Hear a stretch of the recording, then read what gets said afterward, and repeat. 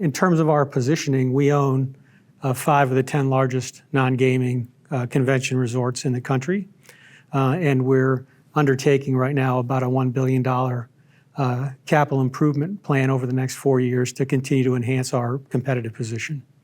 Joining me today is Mark Fioravanti, President and CEO of Ryman Hospitality Properties. Mark, welcome. Good morning.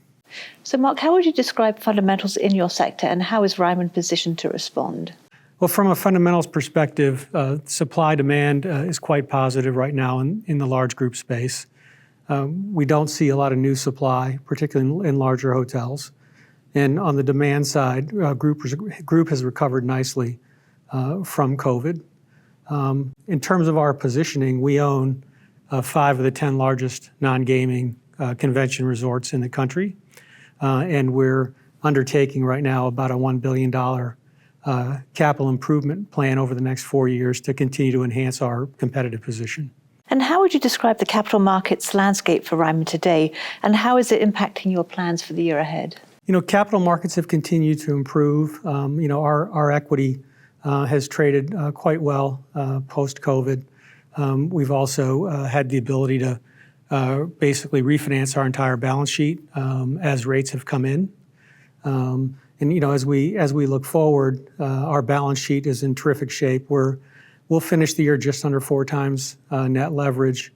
We've got about $1.5 billion of liquidity, and all of our capital improvements that we have in our plans today, we can finance from our operating cash flow.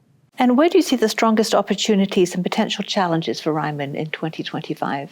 From an opportunities perspective, we're really focused on continued growth.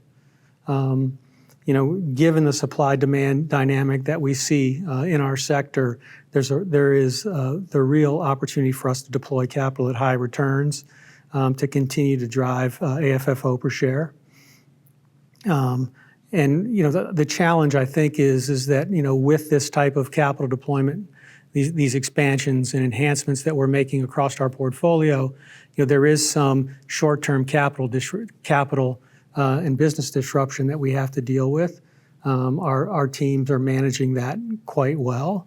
And while there is some of that short-term challenge and pain, the long-term value creation we think is quite compelling for shareholders.